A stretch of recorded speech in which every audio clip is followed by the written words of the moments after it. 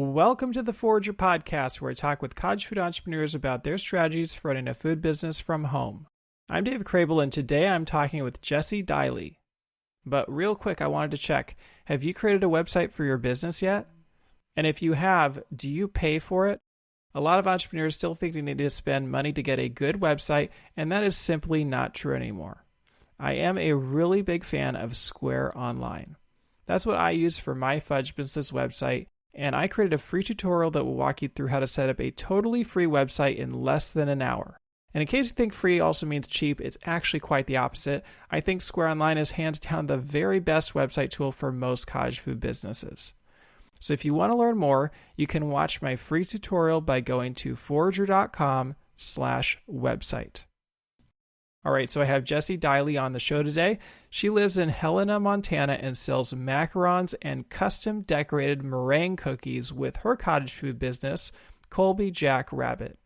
Now, if you're not familiar with custom meringue cookies, I suggest that you head to the show notes and check out Jessi's Instagram feed right now so you can see just how incredible her cookies look. And once you see her cookies, you'll understand why she has quite a significant following on social media. In fact, she now has 140,000 followers on TikTok and actually goes viral on a semi-regular basis. In this episode, you'll hear some of her social media strategies and how starting a cottage food business enabled her to consistently monetize her undeniable artistic talent. And with that, let's jump right into this episode. Welcome to the show, Jessi. Nice to have you here. Thank you for having me on, David. I'm a big fan of the podcast, so I am honored to be here. Awesome. Well, then you know how it works. Can you take me back to the beginning of this journey? How did it all get started? Yeah, so it's kind of a long one. My first dream was actually to be an illustrator. So if you look back far enough on my social media, you'll see a bunch of Pokemon doodles and illustrations. My background is in graphic design. I graduated with a BFA from Montana State University in Bozeman, and my focus was really on illustration. I really wanted to get into children's books and comics. My senior thesis, funny enough, was a children's book I wrote and illustrated about this little baking creature. He went into a baking frenzy and needed his friend's help to get all the baked goods out of his kitchen. And I look back on that and laugh because it's kind of foreshadowing. So after I graduated, I moved in with my dad in the Seattle area to look for jobs in graphic design, which I didn't have a lot of luck. So I was working jobs in the meantime, like retail. I was a receptionist. I was a recruiter for participants for user research studies for a while. And all the while, I was trying to build up my graphic design portfolio and my illustration portfolio. I opened an Etsy shop in 2014 because I found I really didn't like making art for other people and what they asked me to do. I like to make things for myself, which is not really helpful when you're trying to build a career in graphic design or illustration where you're trying to solve a problem for a client. So that's where Colby Jack Rabbit started. That's what I called my Etsy shop. I set up tables at artist alleys and comic cons. And between those two, I made a little bit of a profit, but realized I'd have to sell so much more, create so much more to actually do any of that full time. And in hindsight, I was dealing with a lot of untreated depression, anxiety, seasonal affective disorder, and there was a lot of pressure to create, and that stressed me out so much that it killed my creativity, and I was art blocked all the time, and it was a vicious cycle. So I found myself procrastinating to relieve stress, doing things like video games, cooking, crafting with polymer clay and needle felting, reading, and especially baking. Now, really quick, I just wanted to ask about your business name, Colby Jack Rabbit. It's a pretty unique name, right? Where did that come from? So it was because I considered myself this jack of all trades, for one. I really was into illustration, photography, writing, video games, a little bit of programming. And I really didn't consider myself a master of any of those. So jack of all trades always stuck with me. And I really liked rabbits. I really liked cheese. And then this kind of wordplay, Colby Jack Rabbit, popped into my head, seemed catchy. So that is where the name comes from. All right, so you started with this background in graphic design and illustration. You tried to sell your artwork, but it sounds like that led to stress, which then led to baking. So what were you starting to bake at that time? So I got way more into baking when I was a receptionist. I had a lot of downtime where I'm waiting for customers to come to the desk so I can help them. And to pass the time, I would browse recipes on Pinterest and watch a ton of baking videos on YouTube. And I got so inspired to make all these different bakes. And I'd bring them to the office to my friend and my coworker. And they looked terrible, but they were always tasty. So that encouraged me to keep going. And it was actually when I was a receptionist, I tried my first macaron. We had this little cafe on the first floor of the building that we worked in. And I think it was maybe a customer that brought me and my friend some creme brulee macarons one time, and they were so good. I'd never heard about them before that time. And when I realized how expensive they were to buy them for myself, I was like, oh my gosh, maybe I can just make these for myself for cheaper. But I got quickly discouraged and intimidated when I looked up how to make macarons, because there's pages of instructions and so many warnings on all the steps that could go wrong. And I was like, oh my gosh, I'm never going to make these. It's more worth it just to buy them. And I don't know what changed, but eventually I changed my mind and I decided to make French macarons. So I did a ton of research. I looked at a bunch of different recipes. I watched lots of videos of like how the batter consistency is supposed to look at different stages, and I went into it really prepared. So my first batch, when I finally made one, was almost perfect. It had feet and everything, which people say is one of the hard parts. But I underbaked them for 2 minutes, so it was so perfect they just didn't quite come off the baking mat. And getting it almost right made me really obsessed with the process, because then I really wanted to perfect it. It's like you get that little bit of hope that you almost did it right and you can do it, but that failure is almost addicting. Like I can't rest until I figure it out. So when I got the hang of it, that was it. I was just obsessed. I'd find every excuse to make them for Valentine's Day, birthdays, work potlucks, and I got a lot of really good feedback from friends, family, and coworkers who were like, oh my gosh, you should open a bakery. And I resisted that idea so hard for so long. And I thought, no, I would hate it if it was my full-time job. Something my grandma always used to tell me was, don't make your aspiration your vocation. And I really took that to heart. I was aware of all these studies that show people enjoy their hobbies less when they monetize them or make them their full-time job. I thought if I had to bake for money, it would feel like a chore and I'd start hating it. At the same time, I couldn't get it out of my mind. So my next job when I was a recruiter, I had this coworker. He and his fiance rented commercial kitchen space so they could sell breakfast tacos at farmers markets. So I started looking into how could I do this with baking? And that's when I first learned about cottage food laws. And I looked into the cottage food laws in Washington first because I already lived there, and Oregon and Montana because I've lived there before and knew I would be happy living there. And quickly got overwhelmed and discouraged myself, talked myself out of it by all the limitations. And the most common limitation was not being able to use butter or cream in frostings, and that was really important to me. So I kind of tabled that idea, but it was always in the back of my mind. And then when I moved back to Montana in 2019, I moved to Helena. My mom lives in Helena, and I got a state job as an administrative officer. And I liked it well enough, but I was still trying to figure out what I really wanted to do. Like, do I want to try writing and editing in some way? Do I want to try illustration, which felt like this dying dream at this point? Or do I want to make a baking blog? But I realized how hard that was going to be to monetize, and I wasn't sure that that was the best fit for me. So I was baking more and more. I found every excuse to bring treats into my office. And then COVID happened, and I got to work from home, and I just absolutely thrived in that environment. I was working out every day. I was eating really healthy meals. I was the best shape of my life. I'm really introverted, so I saved a lot of energy by not being around people. And I knew, I really don't want to go back to work in person. I know that's coming, but I don't want to. So I started scheming all these ways I could work for myself or keep working from home. And one of my coworkers during the pandemic ordered macarons from me. He had tried them in the office, loved them. And that was a huge confidence boost. Like, wow, people will actually pay for these. And then I just started thinking, maybe I want to bake full time. Maybe that's for me.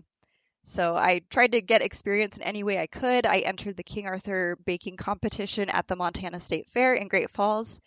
And the challenge was coffee cake. And I love all kinds of cake. And I ended up winning second place. And I was so happy and emotional. I couldn't believe I won. And around the same time, I was applying for jobs in actual bakeries. And so I'm sitting there during judging, and I get a message that one of the bakeries wants to interview me. And it sounded like my dream job.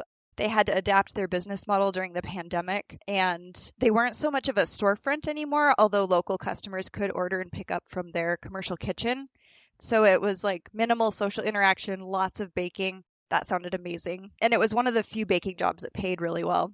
but I'd have to move, and the cost of living in the area was a lot more expensive. And so it broke my heart, but I turned down the job, and I grieved that for a long time. But in the meantime, I was determined, like, I'll find another way to bake for a living.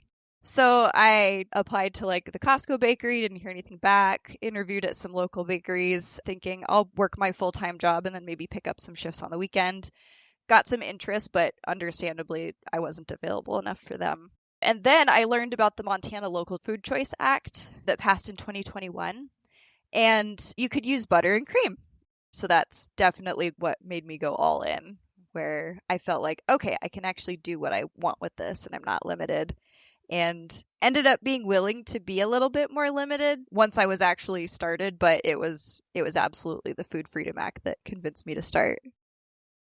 So you started to get really into baking macarons, didn't think you would turn it into a business initially, but in 2019, thought about turning it into a business, but the laws sort of turned you away until Montana passed the Food Freedom Law in 2021, and then you finally decided to start your business. So what was it like once you actually started selling?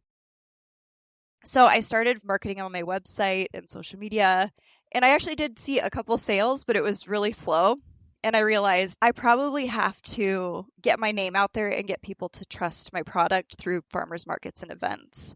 But all of those required a cottage food license. So finally, I started my application. I was determined to make it work even if I couldn't use butter or cream. So I tried a lot of recipes with shortening instead, and most of them were pretty good.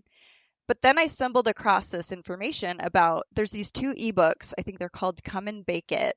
And they have a bunch of recipes that have been tested and approved as non-potentially hazardous and are allowed under the Texas cottage food laws. And Montana's cottage food laws are very similar to Texas cottage food laws. So they accept all of the recipes that have been tested and approved from those ebooks. So that changed everything because now I could get no-cook Swiss meringue buttercream, French buttercream, chocolate ganache, and lemon curd, and many, many more approved. And that let me make exactly what I wanted. So I was getting ready for my first farmer's market, and I fully intended to sell just macarons. And I do Italian macarons now because they're easier to scale up and they're a little bit stronger. They hold up better to jams and curds. And at that time, I had seen people making little animal-shaped and character meringues on Instagram, and I was instantly obsessed. I had no idea you could do that with meringue. And so I was playing around with that, and I brought some of them to work, and my coworkers went crazy. One of them bought a little tub of them for her grandson, and that boosted my confidence so much. And it's all I wanted to bake at the time, so I'm like, I wonder if other people would buy these. So I listed them on Helena Classifieds, like a Facebook group, and other local Facebook groups in Helena. And I got like 80 likes and a ton of comments, and then I got worried that, do I have enough? So I baked my butt off, and I made a ton more, and got to the market and sold out of all my macarons and all my meringues in the first hour. I was not prepared. And that was another huge confidence boost. The farmers market staff told me, this is amazing. You have to triple your inventory for next time. So I did. And for a while, I worked my state job 40 hours a week and baked the rest of the time. And I'd do about 1 market a month. And I was making some good money, but I wanted to do more markets. And I was going through a heartbreak at the time, and I really wanted to do something for myself and make some changes in my life. And so I told my boss I wanted to go bake full time and fully intended to do that. And it looked sustainable when I did the calculations. And then she asked me, well, what if you just worked part time? And I thought about it, and I'm like, oh my gosh, I'm so silly. I didn't even think to ask that. It's a full-time position, so I didn't think she'd want me part time. And so that's what I do now. I work about 20 hours a week with the state, and anywhere between 40 and 60 hours a week baking and doing farmers markets. And so that's kind of my schedule, is just doing farmers markets in the summer and then doing events at the Civic Center or the fairgrounds or different pop-ups at different small businesses or bakeries in town, doing special orders for my regulars, for birthdays sometimes, for weddings. And I get to monetize a little bit on social media. So you said that you were looking at baking jobs, when you're kind of trying to figure out what to do and were into baking. And I'm a little bit surprised by that, because you said when you were focused on graphic design that you realized that you didn't really want to do graphic design for other people. You just wanted to create it yourself. So do you think you would have been happy if you were baking for someone else? That's a good question. And I actually don't know. I think at the time I really liked the process of baking, so I could see myself doing that every day for a while.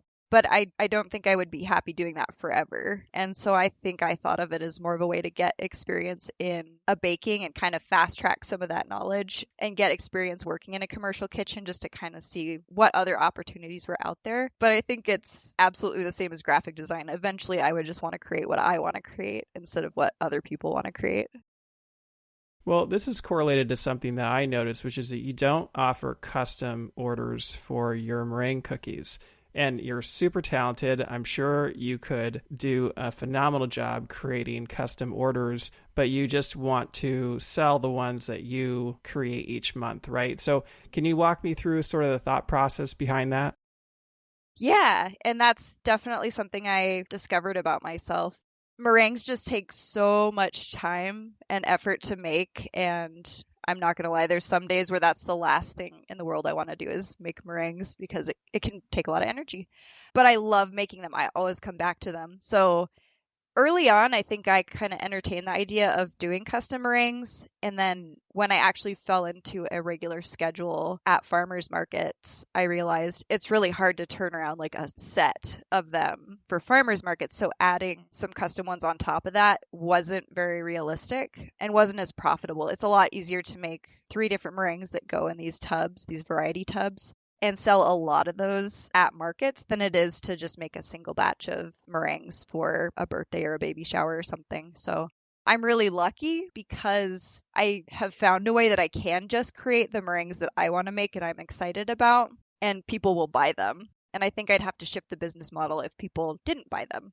But so far, I've had a lot of good luck with that where I get excited about designs I want to make. I make them and then I try to build some hype on social media and then lots of people will come out and get them. And I hope that continues because that is the way that I can keep this business sustainable, that I can stay interested in it and not get so burnt out. Well, if somebody checked out your Instagram, they would be able to see why your cookies are so popular. I mean, they look phenomenal. Honestly, I had not seen this style of cookie before. And I mean, they just look amazing. You know, I think you said in there that you got a cottage food permit in order to sell at the farmers markets. And I know, Montana's a unique state. They have 2 systems, a previous system, which is a cottage food system, and then the kind of food freedom system, the local food choice act. So you started out under the food freedom law. And it was my impression that you could sell at farmers markets under the food freedom law. Is that not true? That is true. So it's one of those situations where within the law, it's allowable, but farmers markets and people who host events still have that ability to require that. So I think if the farmers market at some point decided like it's okay, you don't have to have a cottage food license, then we're all geared up to go that way. But it's just kind of an individual basis for business owners to decide if they want you to have a cottage food license for their event or not. Right. Yeah. So, I mean, farmers markets have always had the freedom to even, deny a cottage food business entirely, and also, have the freedom to choose what they require you to have. So that makes sense. I just wanted to make sure that it was a market specific thing and it wasn't statewide. So you sell macarons, like people would be a bit more familiar with those, and then these meringue cookies, which truly are like works of art. I was wondering, do you sell more macarons or do you sell more meringue cookies?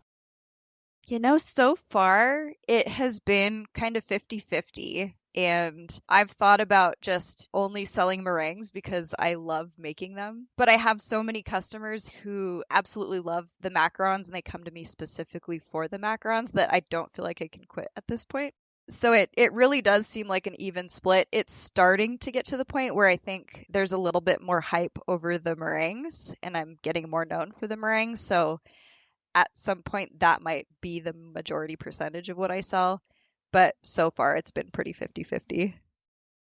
Now, as anyone would be able to see, you have a ton of talent and, piping skill. And you could easily do very well at making custom decorated cookies, which have been a super hot trend. I was wondering why you haven't chosen to go that direction. There was a point where I played around with it a little bit, and I feel like I'm just a really weird person where it should be like the same skill set, but for whatever reason, I hate making royal icing. And I have so much admiration and respect for decorated sugar cookies with royal icing, but I just can't bring myself to the point to making them. And I'm not sure why that is. They're so cool. And I've been wanting to try them more and get into gingerbread cookies. But on a business level, I think I'm just really enjoy the process of making macarons and meringues. As I think about the macarons and the meringues, macarons are known, as a pretty high end item. You can charge quite a bit for them. People are willing to pay high prices. You're the first person that's been on the show that sells these unique 3D meringue cookies. So I just was curious about the pricing and, what the difference is and, where you've landed there. Yeah, so I started out pricing my macarons at $2.50 per macaron, which is what I was used to paying back in Seattle, and kind of what coworkers, when they've come to me and asked for them, have said that they'd pay me. And that was my first guide for doing that. Like, okay, these people propose this price. I'm going to stick with that. That seems safe. And as I was doing more and more farmers markets, I started to realize I was getting kind of burnt out with how much money I needed to make and how many macarons I'd need to make to get to that point. And that's always a good sign to me if I'm getting burnt out, that maybe I need to raise my prices and sell fewer macarons for more money to hit that goal. So now it's $3 a macaron. And I was really hesitant to do that, like so many cottage food bakers are. But my dad gave me this really good idea of do kind of ask your customers what they're willing to pay, do sort of a pricing analysis survey. And so I put together a really rudimentary one, kind of figured out what people were willing to pay, which is what I really wanted to price it out was what people ended up being willing to pay. So I was glad those lined up. And meringue, same thing. I think I underpriced them the first year I was selling them just because I was like, these are so expensive. Is anybody going to want to buy these? And so at first, a tub of 30 meringues was $15, and that felt really high to me. But when I calculated out how much time it took me to make them, ingredients, time to package them, what I wanted to pay myself, I realized I probably should price them a little bit higher. So I raised it to $20 for a 30-piece tub of meringues and $7 for like a 10-piece container of meringues. And I've really started gravitating towards the smaller packaging because I think more people are willing to buy it at that price point rather than like a few people will really want the big tubs. But when people are a new customer, it's a little less intimidating to buy it at that smaller price point, even though it's overall a little bit more expensive. Wait, so you sell tubs of 30 or 10 and you have them priced at $20 for 30 and $7 for 10. So we're not even hitting a $1 per cookie price point. Yep, that's right. They're about 66 cents per cookie. So I'm just curious, like how long does it take you to make these meringue cookies? It depends on the design, but if I'm making a standard batch of my meringue, I can usually make between 120 or 180 individual meringues, which is like 3 cookie sheets usually, in 2 to 4 hours. And that's partly why I raised my prices. As the complexity of some of the designs increased, I was putting more and more time into it. But it really does depend. Some of my simple ones, like the little pigs, I can usually get them done in 2 hours. And some of the more complex ones, like there's these little Shiba dogs or Pokemon, those were taking up to 4 hours. I think I've gotten faster now where I can get those down to like 2 or 3 hours. And then there's just the kind of passive baking time where it takes 2 to 3 hours to bake them at a really low temperature. Okay, so if you're doing 120 to 180 cookies over the course of, let's say, 3 hours, and that's just 3 hours for you to make them, right? That doesn't include the baking time? Yeah. Yeah, so and then you're adding another 2 to 3 hours of baking, which I understand is passive, but it's still oven time. So, let's say maybe 4 hours. And then, you got cleanup and everything like that too. So I'm just going, okay, if you're making 150 over 4 hours, then that's like 38 cookies per hour. And then you're packaging them in packs of 10, and that's times 7. So what I'm calculating out is you're making about $25 to maybe $30 an hour if you didn't have to pay for ingredients at all, and didn't have to pay for the time they take to market and everything. It just seems so low to me for a totally like custom artwork product. Have you experimented with bumping up your meringues higher? I haven't yet, and I don't know. It seems like a good chunk of money to me because I definitely do price my hourly wage close to my state wage, and that's pretty high compared to a lot of the other jobs in Helena. And so I'm pretty happy with what I do make because what I make from baking is about half of my income. When I look at that proportionally, 20 hours a week at my day job and then baking, I make maybe the same or a little bit more in the 40 to 60 hours I'll put into it. It maybe is a little bit disproportionate. And I think that's kind of me where I'm just willing to put so much time into this because I love doing it. So at some point, I think I probably could experiment with pricing it more. But I'm also mindful that I don't know if people in Helena or Montana would be willing to pay much more than that for meringue. So I am curious with experimenting with it in the future. But I love doing it so much, and I love how much my customers love the meringues that at this point I think I'm okay with that. Well, I mean, yeah, besides the inputs of your time and everything and ingredients, and obviously eggs are not cheap, but it's also just, what the market will bear. And I just, because it's such a customized item and it's such a piece of artwork, I just have this feeling that people would pay quite a lot more. Now, one thing I did see was these tubs that you're putting them in. And was there a specific reason why you chose to package them in tubs? Yeah, so the deli containers I like that they're clear so that you can really see the meringues inside because that's the most important part is that people see them and they're like, oh my gosh, they're so cute. But the other reason is I could order them in bulk to kind of keep the price down and they seal really tightly. I feel kind of bad at markets when people are trying to open them because they can be really hard to open once you close that lid. And that's really important for meringues. They do not do well around humidity. So it keeps them really shelf stable. I tell people I've kept them for 3 months and I'll open that tub and they're still fresh. So it really keeps the moisture out. And I will struggle in the summers. Montana is usually really dry. But in the summers, the humidity has been a little bit higher, and even after I bake them, they'll get a little sticky, so I have to have a dehumidifier. So any packaging I can do that helps me with that and keep the air and the moisture out is really important. And I don't think they're the prettiest packages, so I would like to play around with different packaging that's a lot cuter, but it's just been really practical for now.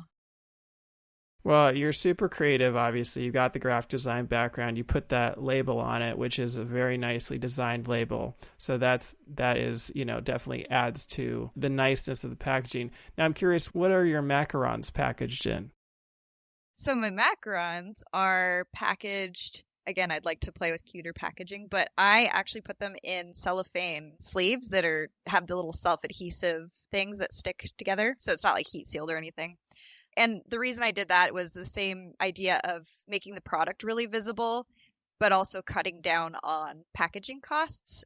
The cellophane sleeves that I use are just like a few cents per sleeve when I order them. And I really wanted to do that because macarons are already so expensive that I didn't really want to pass a really big packaging cost on to my customers. And I worried at first that made them look less fancy and that people would be like, oh, I don't really want to pay for that. That doesn't look quality. But that hasn't been a problem. I think people get really excited about them. They tell me they look really beautiful. And so I just keep using those. And at some point, it would be nice to use macaron boxes or like the little blister packaging just to keep them extra secure. But for now, it's the best way to keep costs down. Since I have to pre-package them all for markets, it saves me a lot of time just putting them in the sleeves like that. So pretty simple, but it gets the job done. Yeah, I could definitely see how that would work well because you've got the macarons clearly visible through the packaging. I actually feel like, you could definitely play around with your meringue packaging because if they're just all put into a tub, although the tub is clear, each one is like so ornately designed and meticulously handcrafted, but you can't really see them. I feel like if you put them in like clear packaging, like if you go to a store and you see macarons, right? Costco, for instance, they're all like laid out, they're you can see each one of them. I feel like if you had them in packaging where you could see them more easily, then, maybe a 12 meringue box, in my opinion, a $20 gift, like very easily, but I don't know about Helena, but I just feel like they look so amazing. You could show them off a little bit more with your packaging, but there's so many things you have to juggle with business. And I know it's a part-time thing for you, so all in due time, but that was just my thought when I saw the packaging. Yeah, thank you. I appreciate that. And I totally agree. I've done some for Valentine's Day, like those little clear PET plastic boxes that are food safe. And I kind of use royal icing to glue these little bears down onto a little gold insert thing in there to keep them from shifting and breaking. And then they're so much more visible. So I really would like to play around with that more. It's just a matter of finding a packaging that's highly visible and keeps them in place so that they don't break. But I think you're spot on. I think playing with packaging would make them so much more giftable, and I could maybe raise the price a little bit more. So you've done a lot of different designs for these meringue cookies. What are some of your favorites? Some of my favorites are the really simple ones because they're fun to make. So I love making bears.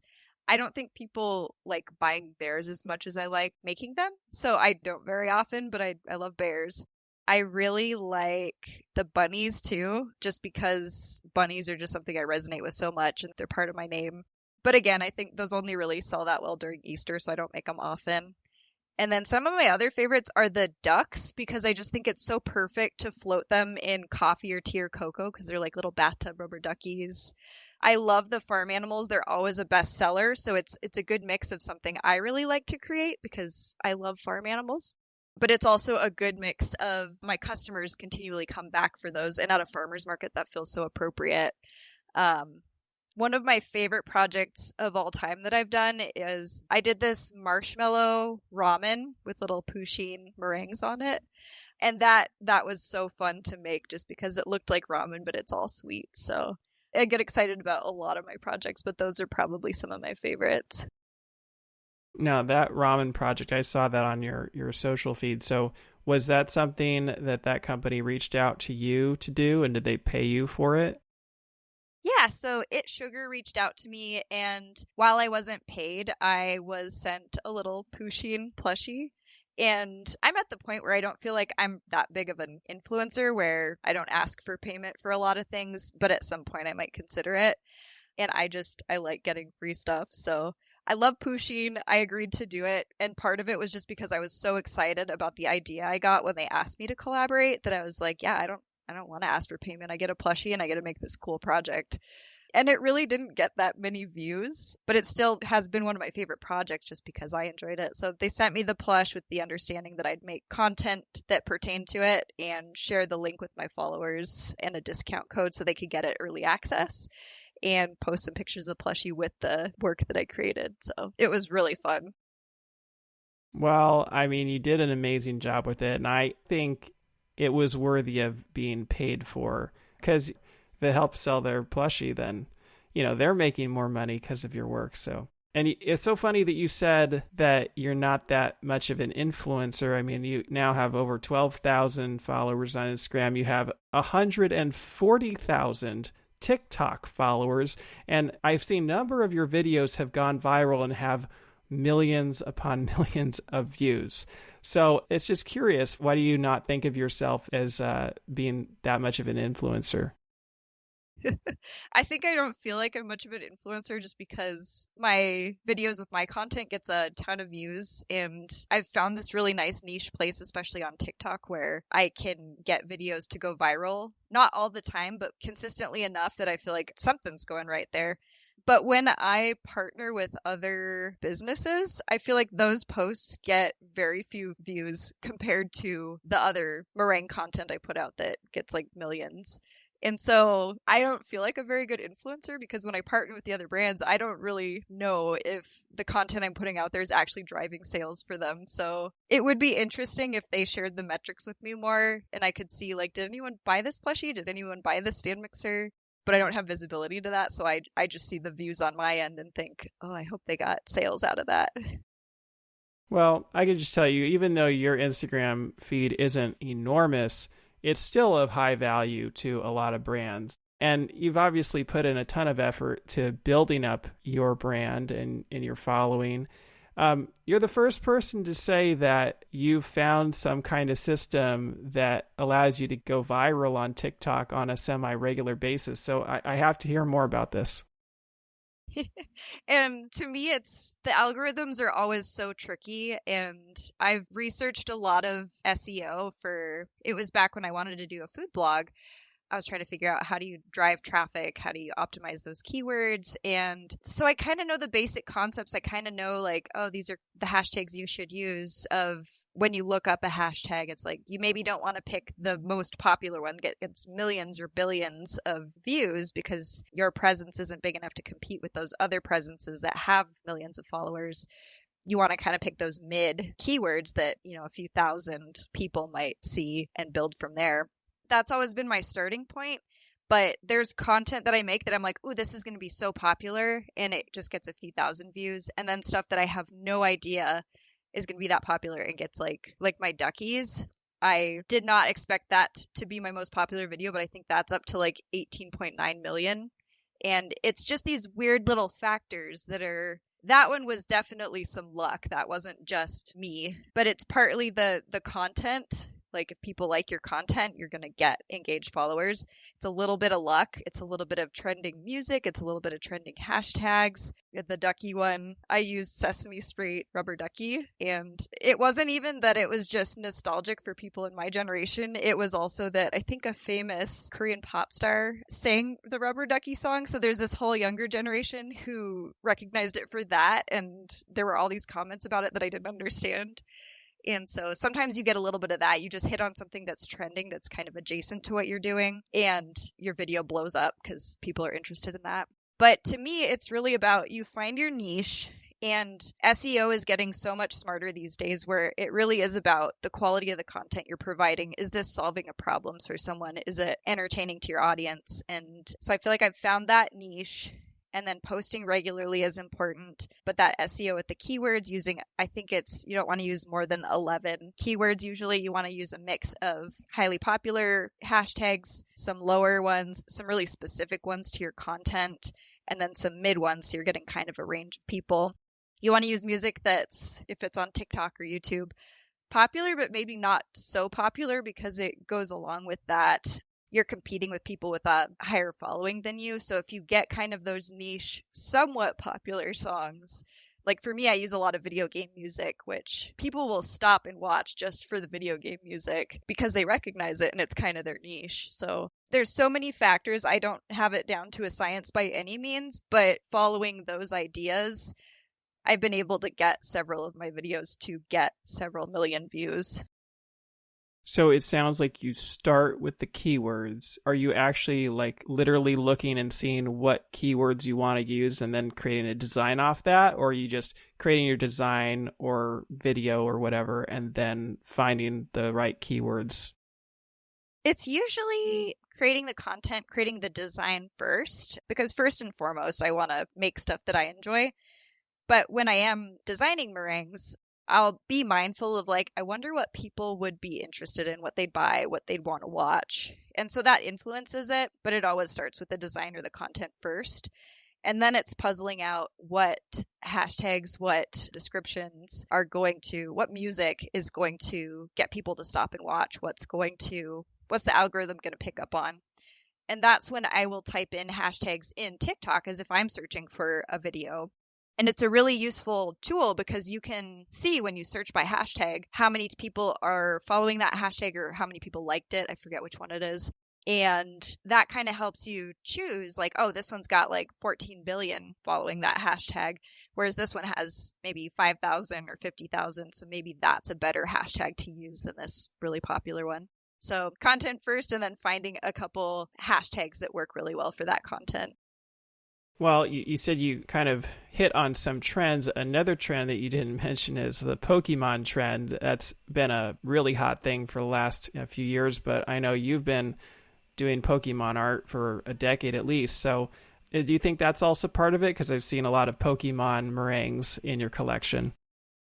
Yeah, and that was a really recent thing. I held off doing Pokemon for a long time because I really wanted to establish myself as more of a meringue artist that does animals rather than characters, because I didn't want to get locked into that. I wanted to be able to make other things that I like.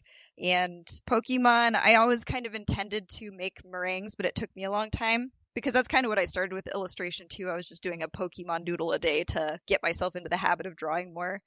And that got my account a lot of attention, or a lot as a really small artist with a really small following anyways. So I wanted to kind of get back to that, knowing that that was a big part of my childhood. I love Pokemon, and that it's continued to be this popular thing in current future generations. You know, kids now love Pokemon. I did one Pokemon video. It was Eevee, and it didn't get as many views as I thought it would. I think right now it's at like 50,000 or something. But the community absolutely went crazy for it. So, and that's always the balance. I have a very small following on, say, Facebook, and I kind of like it that way because it's just Helena. But the people who follow me on there are so engaged. And so when they saw Pokemon, they were all like, oh my gosh, I think you have to make more. We all need this. And so that has definitely helped. That drove a lot of sales. Maybe it didn't drive as many views on TikTok or Instagram. It was a good amount, just not a viral amount. I think as I post more, it might gain more traction that way. But I think it's an example of one of those really, really popular spaces that is hard to get into because it's really saturated. So I think stuff like that can help. But I also think you have to be pretty persistent in that space to pick something that popular and really take off from there. So it sounds like even though Facebook is your smallest following by far, that's what actually drives sales for your business. Yeah, Facebook and Instagram are the biggest source, and a lot of my followers that follow me on Facebook also follow me on Instagram. I have a bit more of a following on Instagram of people who don't live in Helena or Montana, but a lot of my local people are still on there. And it's taken a while to kind of train my followers that, no, I don't ship. When I say there's a sale, it's only for people in my town. But absolutely, Facebook probably generates the most sales for me in person because it's just everyone's on Facebook. There's so many local groups that people are looking for events to go to that you get people who see the notifications right away. They're really engaged. It's easy to reach out to me on Facebook and say like, hey, are you going to be here? Or do you have these left? Which has been so interesting because the 140,000 followers on TikTok, it's really fun and I can monetize that a little bit, but I can make more money off of the maybe 600 followers I have on Facebook than the many thousands on TikTok. So I'm just curious, why do you put so much effort into TikTok keywords and everything when, it doesn't actually necessarily increase the amount of business that you get? I think it's because deep down, I would love to be primarily a content creator and that be the main source of my income. But right now it doesn't seem realistic. So I put a lot of effort into it because one, I really enjoy it. Two, there's that hope that maybe someday I can grow it into a content creation business. I think it's still a good marketing tool with the trend of food freedom just becoming more and more prominent across the country. I feel like someday Montana's going to let us ship out of state. And so at that point, it's a nice investment to have people who do want to buy it. They just know they can't because I can't ship it to them. But when it comes down to it, I know that I'm already starting to feel it, the repetitive stress injuries sometimes from making so many meringues, that I feel like as much as I'd love to do baking and sell this amount forever, I don't know if it's sustainable. My wrists might start breaking down and someday I might not be able to keep up with production. So it's kind of a way to diversify, a little bit of an investment for the future of if I could be a content creator, I could produce less and be more creative with my content, make a bunch of cool stuff, maybe branch into more of a teaching space.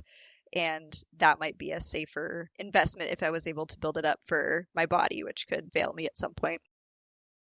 Well, I could definitely see you getting into teaching online. You clearly have the skills. And since you can't ship in state, it might not be something that you've considered, but I really feel like with the quality of designs, and I guess with the stress of how many you make, I could just see, if you were able to ship, you would probably be able to charge quite a bit, even considering the cost of shipping for these very unique products. So is that something that you've thought about as potentially, going commercial or something at some point? Yeah, I have a bunch of ideas and I'm not sure which I like more, but I definitely like the idea if I ever was to ship. It stresses me out to think about shipping sometimes because the meringues are so fragile. I would have to figure out a really good way to package them and pad them so that they can survive without breaking so much during the shipping process. But at the same time, that's a really appealing idea to me if I can figure that out, because I think you're right. I think you can target a lot more people and find that target demographic that's willing to pay more for something that's really giftable like that, who's willing to pay the shipping costs. And that could open up a lot of opportunities for me that I might not have just in Montana. So that idea sounds really good, and I would just have to figure it out. I'm the type of person where I feel like I should never say never, because I said I'd never make macarons, and now that's my business partly. So I'm somewhat open to the idea of a commercial kitchen, but I don't know that I'm that interested in high volume production. And so that's kind of where I battle with it, where sometimes I think it would be really cool to have a little commercial kitchen. I make all my stuff. I can make whatever I want, and then have like these little refrigerated, or for the meringues, non-refrigerated little automated storage lockers where people could order them and come pick them up. And that would save me some time on trying to arrange pickups or doing events or things like that. So there's some ideas floating around there that would be kind of cool. It's just not quite sure where I want to go with it yet. But I wouldn't want to have, say, like a restaurant and a storefront. I'd much rather have a commercial kitchen where it's just me baking and not having to manage that storefront customer service piece of it. So going back to social media, one thing that I noticed on your social media accounts is that there's not much information about you, your personal life. I couldn't find a single picture of you anywhere. So it's all about your brand. It's all about your artwork. Can you share a little bit about, is that a strategy? Is that just, your personality? It definitely comes from my insecurity. I'm really a private person, and so I am really nervous to put my face out there. And I really would like to share more about myself and put my face out there more, but I just haven't been able to work up the courage yet. So it's a goal. I'd like to do that. I find that I engage a lot. Like, I'm really interested in content creators who do share about themselves, who do put their face out there. But I think I'm just really shy and a little bit insecure, so I haven't gotten to the point yet. So I kind of will like sneak little bits of it here and there, but it's really minimal, like you said. But we'll see. We'll see. Maybe I'll share more in the future. Well, if you're considering going all content creation and doing online teaching, then it's inevitable. You're going to have to put yourself out there at some point. Yeah, exactly. I have family and friends who keep telling me that. And I'm like, oh, I don't want to. But I think you're right. It's coming, so I got to start practicing that. Well, I can understand. I mean, if you track back to the beginning days of Forager, like there was nothing about me on Forager at all. And it took a long time for my introverted self to finally get used to putting myself kind of into the whole business too. So I definitely understand. And it looks like you've been, in different ways and different avenues trying to put yourself out there for a while. I know you started this Etsy store a decade ago, and I sort of think about like the struggling artist, like that's a typical thing when somebody pursues art. So I just was curious about the Etsy store. I know you still run it. It looks like you have over 600 5-star reviews on it. Like, is that something that still is a pretty successful thing for you, or are you not so focused on that anymore? Not so focused on it anymore. And I think with any platform, it's not really social media, but it has the same kind of strategies as social media, where if you're not doing things that really play into Etsy's algorithm, you're not really being seen on there. So for a while, it was like some nice extra passive income, and it was a lot of sales, not a lot of money or anything, but a nice little chunk that's just a little extra. So I've seen engagement on there drop over the last few years, and it's probably because I just haven't put really any effort into it. It's still up there. I still get a couple sales every now and then, but it's way less because I'm not really putting out new items. I'm not paying as much attention to the trend. So it's really something that to be successful on Etsy, I think you really have to play to what Etsy is trying to do and take advantage of the tools they use there. And I'm really not doing that. So yeah, if you started the commercial kitchen or something, you could potentially like sell your products on Etsy and ship them across the nation. I guess that would be kind of bringing it full circle. Yeah, I think that would be a really natural pairing. I like Etsy. The interface has been really easy for me to use for art and keychains and things like that. And I definitely do see people on Etsy selling meringues, and there's a space for that. It's just that either they're not following cottage food laws or their state allows it. So I would not mind having a commercial kitchen where I could ship on Etsy or even on Square. I think I have it set up on Square when I open that now so that only people within like a 10-mile radius can order them. And then obviously they have to pick it up where I want them to pick it up. But it would be really cool to have that as an option to be able to ship on either Etsy or Square or some other venue. So one thing that clearly stands out to me on your social media is your photography. Really good. Really clean, really simple. What do you do there? Is that just your background in art and photography coming into play? Definitely, I draw on my graphic design background for that. We had kind of a digital visualization class I took that was heavily photography focused. I learned a little bit of that, and then kind of when I was trying to figure out, like, my illustration dream might be dying, but I want to do something creative. Where am I going now? I got really into photography, so I brushed up on all the photography basics and practiced it a lot. So it's a mix of that learning and a mix of graphic design. I use a DSLR and really simple photo backdrops, and then I have a bunch of different lighting and things I can use to reflect the light and soften it to really control it. And I feel like I'm still learning. A lot of my photos, to me, they look like either too high contrast because the light's too harsh or overexposed, and I really try to clean them up in Lightroom and Photoshop to get them to look really nice and professional. All my videos are shot on my iPhone 13. I tried to shoot them on my DSLR, but I haven't been able to figure out how to film very well on it. But you can get some pretty good shots on just the iPhone. But for just photography, I really like what the DSLR is capable of. How much time does it take you to do all of the side work? You know, you do all the photography and all of the videos and the editing and the uploading it to social media. Like, what does it actually take to make all that happen?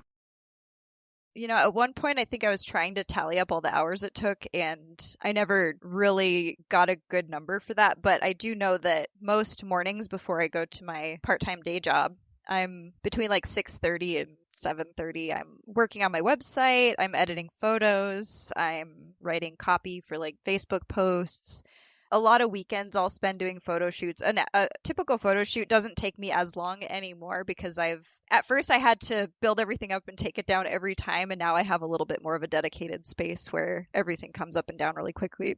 But I could spend 20 minutes on a photo shoot and then it takes me more time to edit. So I haven't added up all the numbers, but it's a good chunk of time because there's so much time put into baking. And then I do spend a lot of time editing videos, doing photo shoots, editing photos, picking out music, managing social media.